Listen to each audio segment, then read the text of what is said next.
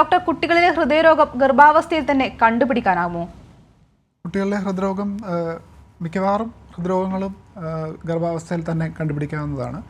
കുട്ടികളുടെ ഹൃദ്രോഗം എന്ന് പറയുമ്പോൾ കുട്ടികളുടെ ഹാർട്ടിൻ്റെ സ്ട്രക്ചറിൻ്റെ വ്യത്യാസങ്ങളുണ്ട്. അതായത് ഹാർട്ട് ഉണ്ടായത് കറക്റ്റ് ആകാതെ അങ്ങനത്തെ കുറേ അസുഖങ്ങളുണ്ട്. പിന്നെ ഹാർട്ടിൻ്റെ ഫങ്ഷൻ, ഹാർട്ട് ഒരു പമ്പിങ് ഓർഗനാണ്. ഹാർട്ട് ഒരു മസിലാണ്. പമ്പ് ചെയ്താലേ ബ്ലഡ് ലങ്ങിലേക്കും നമ്മുടെ ശരീരത്തേക്കും ബ്ലഡ് പോകാറുള്ളൂ. അപ്പം ആ ഫങ്ഷനുള്ള വ്യത്യാസങ്ങൾ വരാം. ഹാർട്ടിൻ്റെ മിടിപ്പിൻ്റെ വ്യത്യാസങ്ങൾ വരാം. മിടിപ്പ് കൂടാം കുറയാം, അങ്ങനത്തെ വ്യത്യാസങ്ങൾ വരാം. ചില ഹാർട്ടിൻ്റെ അസുഖങ്ങൾ ഇൻഫെക്ഷൻ കൊണ്ടോ എന്തെങ്കിലും ബാക്ടീരിയ കൊണ്ടോ വൈറൽ ഇൻഫെക്ഷൻ കൊണ്ടോ അല്ലെങ്കിൽ ചില കണ്ടുപിടിക്കാത്ത ചില കാരണങ്ങൾ കൊണ്ട് ഉള്ള അസുഖങ്ങളുണ്ടാവാം. അപ്പോൾ ഈ ജനിക്കുന്നതിന് മുമ്പ് ഗർഭാവസ്ഥയിൽ കണ്ടുപിടിക്കാവുന്നത് ഈ സ്ട്രക്ചറിലുള്ള വ്യത്യാസങ്ങളാണ്. അതായത് ഹാർട്ട് ഫീറ്റൽ ലൈഫിൽ ഹാർട്ടിൻ്റെ ഫോർമേഷൻ ശരിയാകാത്ത കണ്ടീഷൻസ് കണ്ടുപിടിക്കാം. മിടിപ്പിൻ്റെ വ്യത്യാസങ്ങളും മിക്കവാറും മിടിപ്പിൻ്റെ വ്യത്യാസങ്ങളും കണ്ടുപിടിക്കാൻ പറ്റും. ബാക്കി ഞാൻ ഈ പറഞ്ഞ പമ്പിങ്ങിൻ്റെ വ്യത്യാസം അല്ലെങ്കിൽ മിടിപ്പിന് വരാവുന്ന വേറെ വ്യത്യാസങ്ങൾ അല്ലാതെ ഇൻഫെക്ഷൻസ് അതൊന്നും ഗർഭാവസ്ഥയിൽ കണ്ടുപിടിക്കാൻ പറ്റുന്നതല്ല. ഡോക്ടർ, ഗർഭാവസ്ഥയിൽ ഇത്തരം പരിശോധനകളുടെ ആവശ്യകത എത്രത്തോളമാണ്? ഇത്തരം ഹൃദയവൈകല്യങ്ങളുടെ രോഗനിർണയം എങ്ങനെയാണ്? ഗർഭാവസ്ഥയിൽ ഇപ്പം കേരളത്തിൽ മിക്കവാറും എല്ലാ പ്രഗ്നൻസീസും ഹോസ്പിറ്റലിൽ തന്നെയാണ് അവരുടെ ഫോളോ അപ്പ്. ഡെലിവറീസും മിക്കവാറും എല്ലാം ഹോസ്പിറ്റലിൽ തന്നെയാണ്.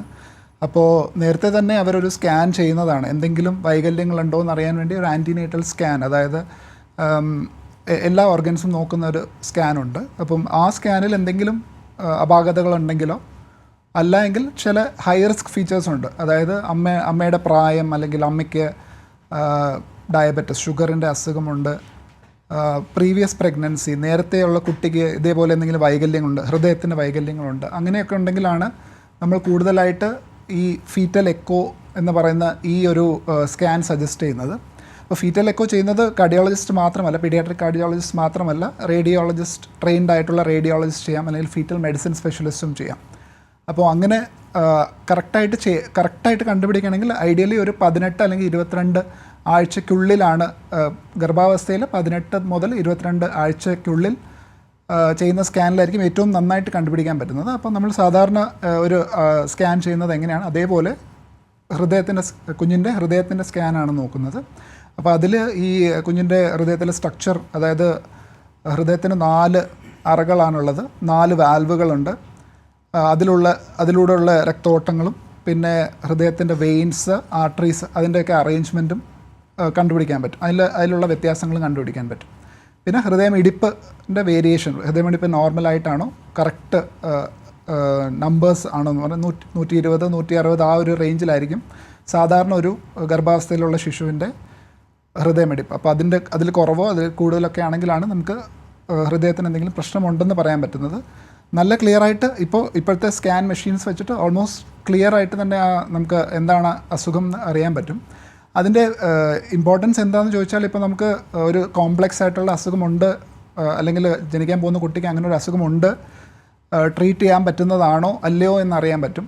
ട്രീറ്റ് ചെയ്യാൻ പറ്റുന്നതാണെങ്കിൽ ഏത് തരമുള്ള ട്രീറ്റ്മെൻ്റ് ആണ്, ഓപ്പറേഷൻ ആണോ വേണ്ടത്, അല്ലാതെ കീ ഹോൾ ആയിട്ടുള്ള പ്രൊസീജിയേഴ്സ് എന്തെങ്കിലും ആണോ വേണ്ടത്, അതോ ജനിച്ച് കഴിഞ്ഞിട്ട് പ്രത്യേകിച്ച് വലിയ ഉണ്ടാവുമോ, അതൊക്കെ നമുക്ക് പ്രെഡിക്റ്റ് ചെയ്യാൻ പറ്റും. പിന്നെ ഇൻ കേസ് ഇതേപോലെ എന്തെങ്കിലും പ്രൊസീജിയർ വേണ്ട കുട്ടിയാണെങ്കിൽ, അതായത് കീ ഹോൾ ആയിട്ടുള്ള പ്രൊസീജിയറോ അല്ലെങ്കിൽ മേജർ ഓപ്പറേഷൻ എന്ന് പറഞ്ഞാൽ കാർഡിയോ പൾമണറി ബൈപ്പാസ് ഒക്കെ വേണ്ടിയ ഓപ്പറേഷൻസ് ഒക്കെ വേണ്ട കുട്ടികളാണെങ്കിൽ നമുക്ക് അതും അവർക്ക് അമ്മയും അവരുടെ ബന്ധുക്കളെയും പറഞ്ഞ് മനസ്സിലാക്കാൻ പറ്റും. ഇങ്ങനെ ഒരു പ്രൊസീജിയർ വേണ്ടതാണ്, നിങ്ങൾ പോകുന്നത് ഏത് ഹോസ്പിറ്റലിലാണ്, ആ ഹോസ്പിറ്റലിൽ ആ ഫെസിലിറ്റി ഉണ്ടോ, അതൊക്കെ നോക്കേണ്ടതാണ് എന്നും നമുക്ക് പറയാൻ പറ്റും. തീരെ ട്രീറ്റ്മെൻറ്റ് അവൈലബിൾ അല്ലാത്ത ചില കണ്ടീഷൻസ് ഉണ്ട്, അതും നമ്മൾ അവരോട് പറയുന്നതായിരിക്കും. അപ്പം ആ ഒരു ടൈം പീരീഡ് ആണെങ്കിൽ, എന്ന് പറഞ്ഞാൽ ഈ പ്രഗ്നൻസി നമുക്ക് ടെർമിനേറ്റ് ചെയ്യാം എന്നുള്ള ഒരു ടൈം പീരീഡാണ്, അതായത് 24 ആഴ്ചയ്ക്ക് മുമ്പാണെങ്കിൽ ഈവൻ ടെർമിനേഷൻ ചെയ്യാൻ ഉള്ളൊരു സാധ്യതയുണ്ട്. അപ്പോൾ ഇതൊക്കെയാണ് ഫീറ്റൽ എക്കോ കൊണ്ടുള്ള ഗുണങ്ങൾ. ഡോക്ടർ, ഗർഭാവസ്ഥയിൽ ചികിത്സ സാധ്യമാണോ? ഗർഭാവസ്ഥയിൽ ചികിത്സ സാധ്യമാണോ എന്ന് ചോദിച്ചാൽ അതെ, പക്ഷേ വളരെ റെയർ ആയിട്ടുള്ള 1-2 കണ്ടീഷൻസിന് മാത്രമേ ആ ചികിത്സ സാധ്യമാകുള്ളൂ. ഇപ്പം ഞാൻ പറഞ്ഞ പോലെ ഒത്തിരി കോംപ്ലക്സ് ആയിട്ടുള്ള ഒരു കണ്ടീഷൻ നമ്മൾ കണ്ടുപിടിച്ചാൽ നമുക്ക് സജസ്റ്റ് ചെയ്യാവുന്നത് ഇതിൻ്റെ ട്രീറ്റ്മെൻറ്റ് എന്താണ് എന്നുള്ളതേ നമുക്ക് യൂഷ്വലി സജസ്റ്റ് ചെയ്യാൻ പറ്റത്തുള്ളൂ. ജനിച്ച് കഴിഞ്ഞാൽ എന്താണ് ട്രീറ്റ്മെൻറ്റ് വളരെ റെയറായിട്ട്, അതായത് ഹാർട്ടിൻ്റെ മെയിൻ വാൽവ്, അതായത് അയോട്ടിക് വാൽവിൻ്റെ ചുരുക്കം നമ്മൾ നേരത്തെ കണ്ടുപിടിച്ചിട്ടുണ്ടെങ്കിൽ അമ്മയുടെ വയറിനുള്ളിൽ കൂടെ ഒരു കീ ഹോളായിട്ട് ഒരു പ്രൊസീജിയർ ചെയ്യാം. ആ വാൽവ് തുറക്കാനുള്ള ഒരു ബലൂൺ പ്രൊസീജിയർ ചെയ്യാം. പിന്നെ ഹാർട്ടിൻ്റെ ലെഫ്റ്റ് സൈഡ് അറ ചെറുതാണ്, അത് വളരാൻ വേണ്ടി ഒരു ചെറിയൊരു പ്രൊസീജിയറുണ്ട്. പക്ഷെ അതൊക്കെ എല്ലാവർക്കും ചെയ്യാൻ പറ്റുമെന്ന് ചോദിച്ചാൽ അതൊരു റിസർച്ച് ലെവലിലാണ്. നമ്മുടെ ഇന്ത്യയിൽ വളരെ ഒരു ലെസ് ദൻ 10 കേസസ് ഇതുവരെ ചെയ്തിട്ടുള്ളൂ. US-ലാണ് ഏറ്റവും കൂടുതലായിട്ട് ഇങ്ങനത്തെ പ്രൊസീജിയേഴ്സ് ചെയ്യുന്നത്. മോസ്റ്റ് ഓഫ് ദി അതർ ബാക്കി എല്ലാ കണ്ടീഷൻസും നമുക്ക് ഇതാണ് അസുഖം, എന്താണ് അതിൻ്റെ ട്രീറ്റ്മെൻറ്റ് പോസിബിലിറ്റീസ് എന്ന് പറയാൻ മാത്രമേ പറ്റുള്ളൂ ഗർഭാവസ്ഥയിൽ. ഡോക്ടർ, കുട്ടികളിൽ സാധാരണയായി കാണപ്പെടുന്ന ഹൃദ്രോഗങ്ങൾ എന്തൊക്കെയാണ്? കുട്ടികളിൽ സാധാരണമായി കാണുന്ന ഹൃദ്രോഗങ്ങൾ ഞാൻ പറഞ്ഞു. ഹാർട്ട് എന്ന് പറയുമ്പോൾ 4 അറകളുണ്ട്. മുകളിൽ 2 അറകളുണ്ട്. റൈറ്റ് സൈഡിൽ 2 അറകൾ, ലെഫ്റ്റ് സൈഡിൽ 2 അറകൾ. അപ്പോൾ ഈ റൈറ്റ് സൈഡിലാണ് നമ്മുടെ വെയിൻസ് എല്ലാം കൂടി ഡ്രെയിൻ ചെയ്യുന്നത്. എന്നിട്ട് ഈ റൈറ്റ് സൈഡിലെ താഴത്തെ അറ, അതായത് റൈറ്റ് വെൻട്രിക്കിളിൽ നിന്ന് ലങ്ങിലേക്ക് ബ്ലഡ് പമ്പ് ചെയ്യും. അത് ഒരു രക്തക്കുഴൽ വഴിയാണ് ലങ്ങിലേക്ക് പോയി അവിടുന്ന് ഓക്സിജൻ നിറച്ച് കഴിഞ്ഞിട്ടാണ് ഹാർട്ടിൻ്റെ ലെഫ്റ്റ് സൈഡിലേക്ക് ബ്ലഡ് വരുന്നത്. അത് ഒരു വാൽവ് വഴി കടന്ന് ഹാർട്ടിൻ്റെ main pumping chamber left side വെൻട്രിക്കിളാണ്. അവിടുന്ന് നമ്മുടെ ശരീരത്തിലേക്ക് ബ്ലഡ് പമ്പ് ചെയ്യും. അയോട്ട എന്ന് പറഞ്ഞൊരു രക്തധമനി വഴിയാണ് എല്ലാ സ്ഥലത്തേക്കും ബ്ലഡ് പോകുന്നത്. അപ്പോൾ ഇതിൽ ഏതിൽ വേണമെങ്കിലും പ്രശ്നങ്ങൾ വരാം. അപ്പോൾ ഹാർട്ടിൻ്റെ ഈ സ്ട്രക്ചറിൽ ഈ ഭിത്തി, ഈ 4 ചേമ്പേഴ്സ് തമ്മിൽ ഒരു കണക്ഷനും സാധാരണ കാണാറില്ല. ഈ വാൽവ് അല്ലാതെ വേറെ കണക്ഷൻസ് ഒന്നും കാണാറില്ല. അപ്പം ഈ ചേമ്പേഴ്സ് തമ്മിൽ, റൈറ്റും ലെഫ്റ്റും തമ്മിൽ ഈ ഭിത്തികളിൽ ചെറിയ കണക്ഷൻസ് ഉണ്ടാവാം. അപ്പം അതിന് നമ്മൾ സാധാരണയായിട്ട് ഹോൾസ് എന്ന് പറയും, സുഷിരങ്ങൾ എന്ന് പറയും. അപ്പോൾ ഡിഫക്ട്സ് ഉണ്ടാവാം. ആ ഹാർട്ടിൻ്റെ ചേമ്പേഴ്സിന് ഇടയ്ക്കുള്ള ആ ഒരു ഭിത്തിയിൽ തമ്മിലൊരു സുഷിരങ്ങൾ ഉണ്ടാവാം. പിന്നെ ഈ വാൽവിന് പ്രശ്നങ്ങളുണ്ട്. വാൽവിന് ചുരുക്കം ഉണ്ടാവാം, വാൽവിന് ചെറിയ ലീക്ക് ഉണ്ടാവാം. ഈ മെയിൻ രക്തക്കുഴലിൻ്റെ വാൽവിനും ഇതേപോലെ തന്നെ ചുരുക്കം ഉണ്ടാവാം, ലീക്ക് ഉണ്ടാവാം. കുറേ കൂടി കോംപ്ലക്സ് വരുമ്പോൾ ഈ മൾട്ടിപ്പിൾ കാര്യങ്ങൾ ഒരുമിച്ച് വരാം. അതായത് അറകൾ തമ്മിൽ ഒരു കണക്ഷനുമുണ്ട്, രക്തക്കുഴലിന് ചുരുക്കം വരാം. അപ്പോൾ അങ്ങനെയൊക്കെയുള്ള കണ്ടീഷൻസിൽ ഈ ഹാർട്ടിൻ്റെ നോർമലായിട്ട് ഈ ഓക്സിജൻ നിറച്ച് തിരിച്ച് ബോഡിയിലേക്ക് കൊണ്ടുപോകുന്ന ആ പ്രക്രിയ ശരിയായിട്ട് നടക്കില്ല. അപ്പോൾ അതുകൊണ്ട് തന്നെ ബ്ലഡ് പൂർണ്ണമായിട്ടും ഹാർട്ടിൽ മിക്സ് ചെയ്യാൻ ചാൻസ് ഉണ്ട്. അങ്ങനെ വരുമ്പോൾ ഹാർട്ടിൻ്റെ ശരിക്കുള്ള ഫങ്ഷൻ ചെയ്യാൻ പറ്റാതെ പോവുകയും ഓക്സിജൻ്റെ അളവ് കുറയുകയും ചെയ്യാം. സോ നോർമലി ഒരു ഓക്സിജൻ്റെ അളവ് നോർമൽ എന്ന് പറയുമ്പോൾ 97% മുകളിലാണ്. അപ്പം അത് കുറയാം. അപ്പോൾ ഒത്തിരി കുറയുമ്പോൾ നമുക്ക് ആ കുട്ടിയെ കാണുമ്പോൾ ഒരു നീല കളർ ടിഞ്ച് വരാം. അപ്പം ബ്ലൂ ബേബീസ് എന്ന് വിളിക്കാം. സൈനോട്ടിക് കഞ്ചനൽ ഹാർട്ട് ഡിസീസ് എന്നാണ് അങ്ങനത്തെ ഒരു ഗ്രൂപ്പ് അസുഖത്തിന് പറയുന്നത്. അപ്പോൾ ഇതെല്ലാം ഇതിൻ്റെയും കുറെ കൂടി കോംപ്ലക്സ് ആയിട്ടുള്ള അവസ്ഥയാണ് ഈ സ്ട്രക്ചറിലുള്ള പ്രശ്നങ്ങൾ.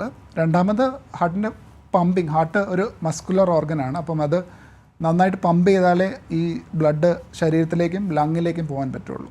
അപ്പോൾ ആ മെയിൻ പമ്പിങ് ചേമ്പേഴ്സിൻ്റെ പമ്പിങ് കുറവാണെങ്കിൽ, ഹാർട്ടിൻ്റെ പമ്പിങ് കുറവാണെങ്കിൽ അങ്ങനത്തെ കുറേ അസുഖങ്ങളുണ്ട്. കാർഡിയോമയോപ്പത്തീസ് എന്ന് പറയുന്നത്. അത് ചിലപ്പോൾ ജന്മനായുള്ള അസുഖങ്ങളായിരിക്കും, ജനറ്റിക് ആയിട്ടുള്ള അസുഖങ്ങളായിരിക്കാം. ചില ഇൻഫെക്ഷൻ വന്നാലും വരാം, വൈറൽ ഇൻഫെക്ഷനൊക്കെ വന്നാലും ഹാർട്ടിൻ്റെ പമ്പിങ് കുറയാൻ ചാൻസ് ഉണ്ട്. അപ്പോൾ അതാണ് ഒരു രണ്ടാമത്തെ മെയിൻ ഗ്രൂപ്പ്.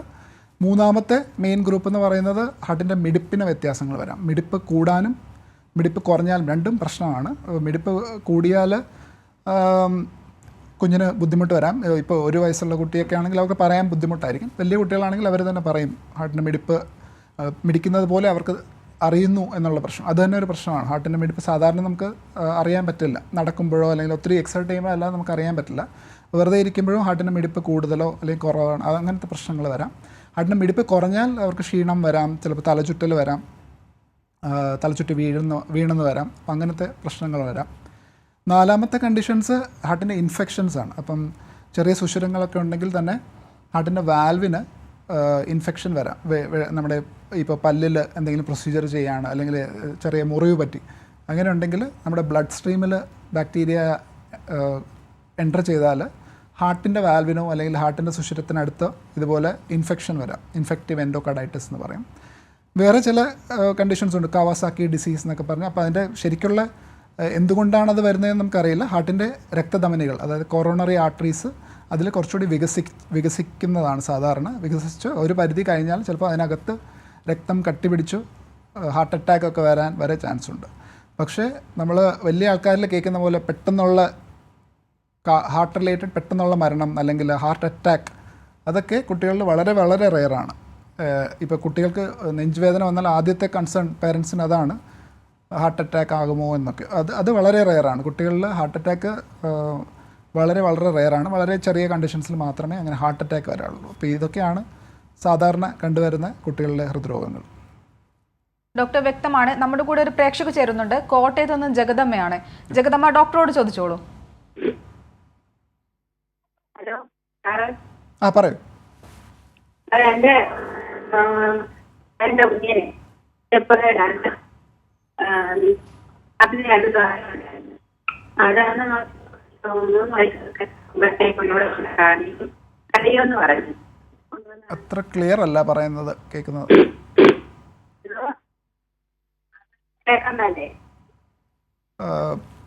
കേൾക്കാം, പക്ഷെ അത്ര വ്യക്തമായി കേൾക്കുന്നില്ല.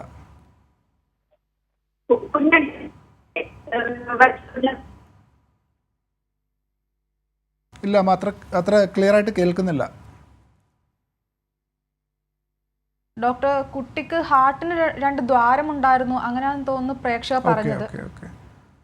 ഹാർട്ടിന് ദ്വാരങ്ങൾ ഞാൻ പറഞ്ഞല്ലോ, ഈ 2 ചേമ്പേഴ്സ്, ഹാർട്ടിൻ്റെ റൈറ്റ് സൈഡും ലെഫ്റ്റ് സൈഡും തമ്മിൽ ഒരു കണക്ഷൻസ് ഉണ്ടെങ്കിലാണ് ഈ ദ്വാരം എന്ന് നമ്മൾ ഉദ്ദേശിക്കുന്നത്. അപ്പോൾ ചില ദ്വാരങ്ങൾ, ഹാർട്ടിൻ്റെ മുകളിലത്തെ 2 അറകൾ തമ്മിലുള്ള കണക്ഷൻസ് വലിയ പ്രശ്നങ്ങൾ ഉണ്ടാക്കാറില്ല. ഇപ്പോൾ ജനിച്ച ഉടനെയാണ് കണ്ടുപിടിക്കുന്നത്, നമ്മൾ സാധാരണ ഒന്നും ചെയ്യാറില്ല. അവരോട് ഇങ്ങനെ പറഞ്ഞ് മനസ്സിലാക്കാറേ ഉള്ളൂ. ഇങ്ങനെ സാധാരണ ഈ ദ്വാരങ്ങളൊക്കെ തന്നെ അടയാൻ ചാൻസ് ഉണ്ട്. കാരണം അതൊക്കെ നോർമൽ ഒരു പ്രക്രിയയാണ്. ഇങ്ങനെ ആദ്യം ജനിക്കുന്നതിന് മുമ്പ് എല്ലാ കുട്ടികൾക്കും ആ ദ്വാരം ഉള്ളതാണ്. അത് പതുക്കെ അടഞ്ഞു പോകേണ്ടതാണ്. അപ്പം അങ്ങനെ മുകളിലത്തെ അറകൾ തമ്മിലുള്ള ദ്വാരമാണെങ്കിൽ നമുക്ക് വെയിറ്റ് ചെയ്യാം. യൂഷ്വലി ചെറിയ ദ്വാരങ്ങളൊക്കെ ആണെങ്കിൽ നമ്മളൊരു 3-4 വയസ്സ് വരെയൊക്കെ വെയിറ്റ് ചെയ്യാം. വളരെ ചെറുതാണെങ്കിൽ പിന്നെ അതിന് ഒന്നും തന്നെ ട്രീറ്റ്മെൻറ്റായിട്ട് ചെയ്യേണ്ടി വരില്ല. താഴത്തെ അറകൾ തമ്മിലുള്ള ദ്വാരമാണ് അല്ലെങ്കിൽ ഹാർട്ടിൻ്റെ മെയിൻ രക്തധമനികൾ തമ്മിലുള്ള കണക്ഷൻ ആണെങ്കിൽ ചില കുട്ടികൾക്ക് അത് ബുദ്ധിമുട്ട് വരാം. 1-1.5 മാസമൊക്കെ ആകുമ്പോൾ ശ്വാസം മുട്ടൽ വരാം, അല്ലെങ്കിൽ വെയിറ്റ് ശരിക്കും കൂടാതെ ഇരിക്കാം. അപ്പോൾ അങ്ങനെയൊക്കെ ഉണ്ടെങ്കിൽ എപ്പോഴാണ് അതിൻ്റെ ബുദ്ധിമുട്ട് വരുന്നത് ആ സമയത്ത് തന്നെ അത് അടയ്ക്കേണ്ടി വരാം. ഒത്തിരി ചെറിയ കുട്ടികളിലാണ്, 1-2 മാസമുള്ള കുട്ടികളിലൊക്കെ ആണെങ്കിൽ നമ്മൾ സാധാരണ ഈ ഹാർട്ടിൻ്റെ താഴത്തെ അറകൾ തമ്മിലുള്ള ദ്വാരം, അതായത് VSD അടയ്ക്കുന്നത് ഓപ്പറേഷൻ വഴിയാണ്. തുറന്നുള്ള ഓപ്പറേഷൻ, സർജിക്കലി ആണ് ചെയ്യുന്നത്.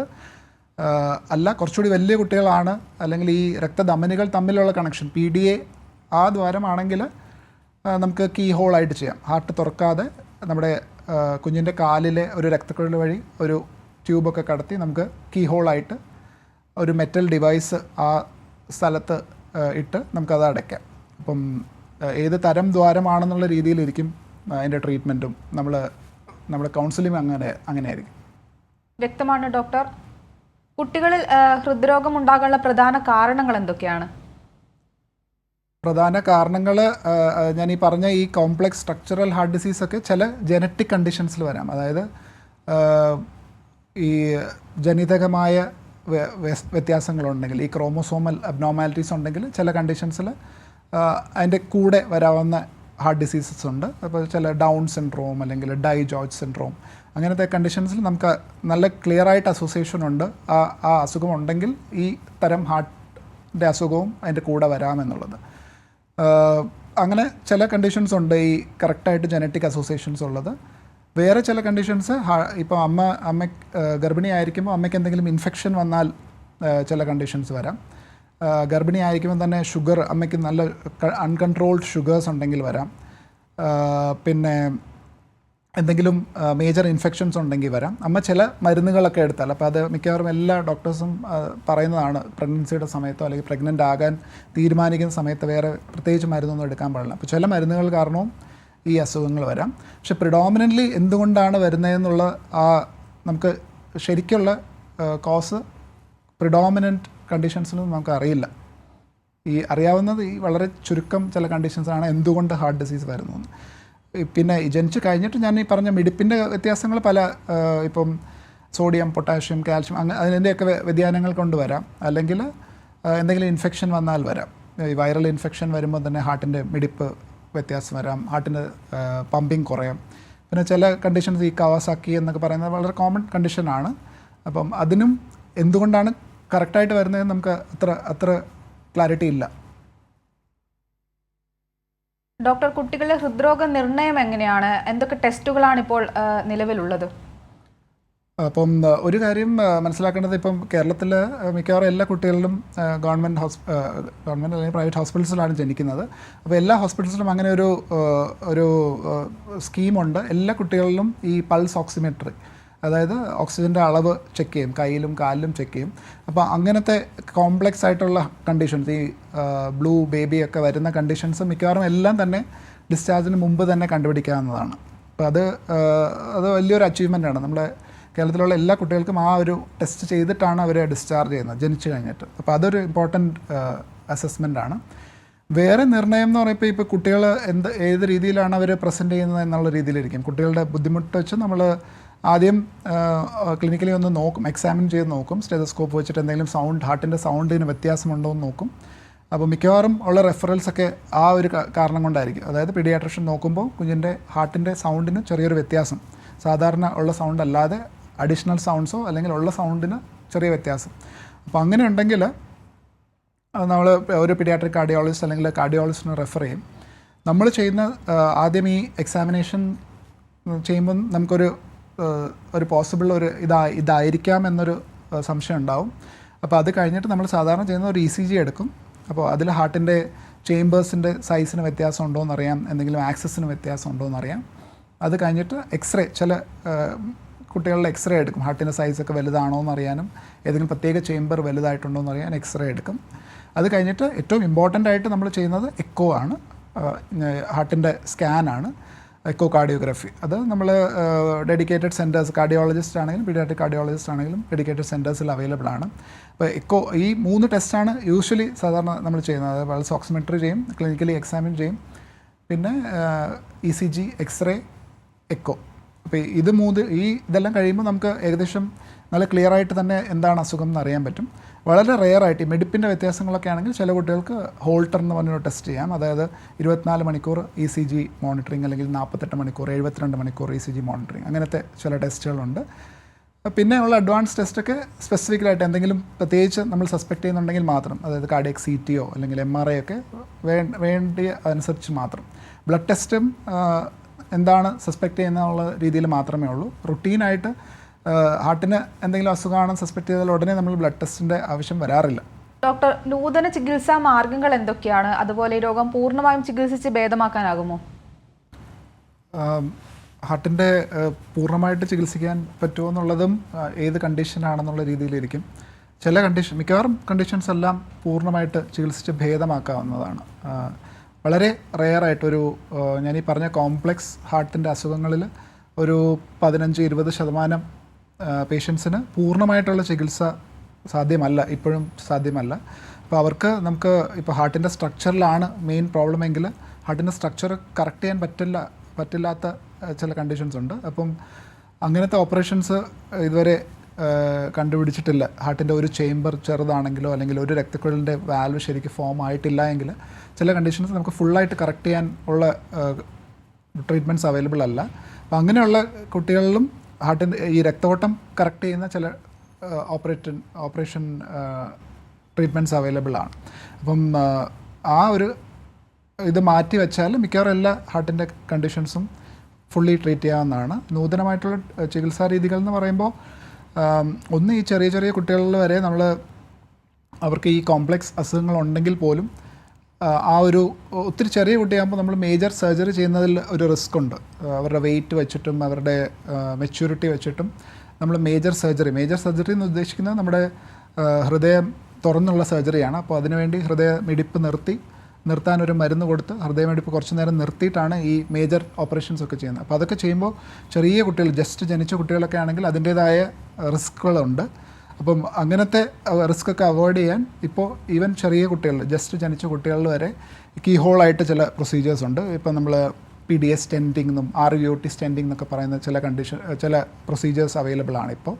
അപ്പം ആ ഒരു ഭയങ്കര ചെറിയ കുട്ടി അല്ലെങ്കിൽ ഭയങ്കര ഇമ്മച്യൂറായിട്ടുള്ള ആ സ്റ്റേജ് തരണം ചെയ്യാൻ വേണ്ടി ചെയ്യുന്ന പ്രൊസീജിയേഴ്സാണ്. അത് കഴിഞ്ഞിട്ട് മേജർ സർജറീസ് അവർക്കും ആവശ്യം വരുന്നതാണ്. അത് ഒന്ന്. പിന്നെ നമുക്ക് ചെയ്യാവുന്നത് ഈ സുഷിരങ്ങളൊക്കെ അടയ്ക്കാൻ ഇപ്പം ചെറിയ ചെറിയ ട്യൂബ് വഴി നമുക്ക് ഹാർട്ടിനുള്ളിൽ ഈ ഹാർഡ്വെയർ ഒക്കെ കൊണ്ടുപോകാനും അത് അടയ്ക്കാനും പറ്റുന്നുണ്ട് ചെറിയ കുട്ടികളിൽ വരെ. അപ്പോൾ അത് ഒരു മേജർ അഡ്വാൻസ്മെൻ്റ് ആണ്. പ്രീവിയസ്ലി ഒരു 30 വർഷം മുമ്പ് വരെ അല്ലെങ്കിൽ ഒരു 40 വർഷം മുമ്പ് വരെ എല്ലാ കണ്ടീഷൻസും ഓപ്പൺ ഹാർട്ട് സർജറി വേണ്ടതാണ്. തുറന്നുള്ള ഹൃദയ ശസ്ത്രക്രിയ വേണ്ടിയിരുന്ന കണ്ടീഷൻസാണ്. അപ്പോൾ മിക്കവാറും എല്ലാ കണ്ടീഷൻസിനും ഇപ്പം കീ ഹോൾ ഓപ്ഷൻസ് അവൈലബിൾ ആണ്. അപ്പോൾ വലിയൊരു ഓപ്പറേറ്റീവ് സ്കാർ നമ്മുടെ ചെസ്റ്റിൻ്റെ നടുക്കായിട്ടൊരു ഓപ്പറേറ്റീവ് സ്കാർ കാണില്ല. പിന്നെ ഓപ്പറേഷൻ റിലേറ്റഡ് കുറേ റിസ്ക് നമുക്ക് അവോയ്ഡ് ചെയ്യാൻ പറ്റുന്നുണ്ട്. പിന്നെയും ഓപ്പറേഷൻ്റെ ലെവലിൽ തന്നെ ചില മേജർ പ്രൊസീജിയേഴ്സ്, ചില കോംപ്ലെക്സ് ആയിട്ടുള്ള കണ്ടീഷൻസിന് പുതിയ ഓപ്പറേഷൻസ് വന്നിട്ടുണ്ട്.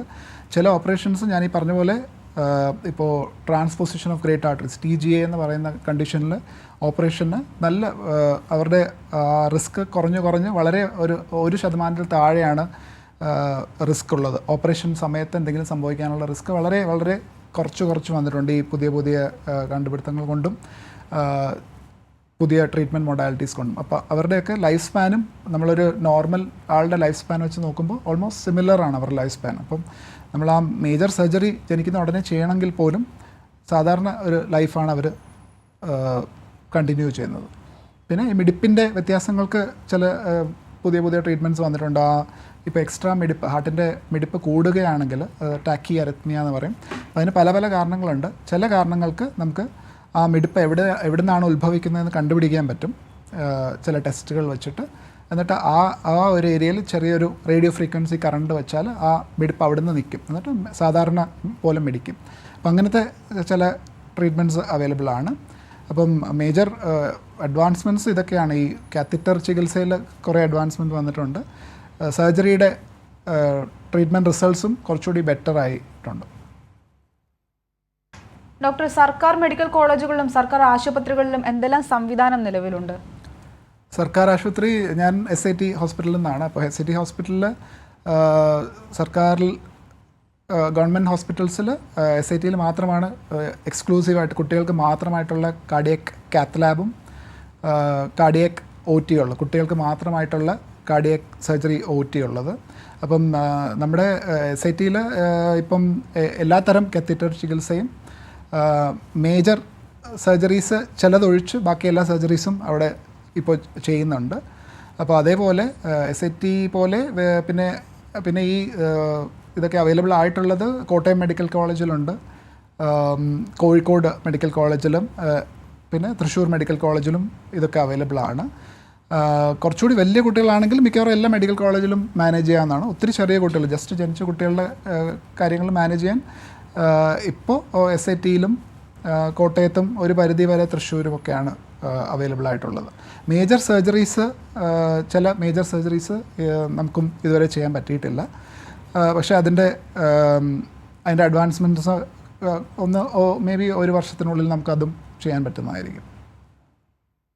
SITയിൽ പിന്നെ ഇതെല്ലാം ഫ്രീ ആയിട്ടാണ് ചെയ്യുന്നത്. നമുക്ക് 2 സ്കീമുകൾ അവൈലബിൾ ആണ്. ഹൃദയം എന്ന് പറയുന്ന ഒരു സ്കീമും പിന്നെ ആരോഗ്യ ഇൻഷുറൻസ് സാധാരണ വലിയവർക്കും അവൈലബിൾ ആയിട്ടുള്ള ഒരു സ്കീം. അപ്പോൾ അത് വെച്ചിട്ട് ഞാൻ ഈ പറഞ്ഞ ടെസ്റ്റും കാത്തറ്റർ ചികിത്സ, സർജറി ഉൾപ്പെടെ എല്ലാം ഫ്രീ ആയിട്ടാണ് ചെയ്യുന്നത്.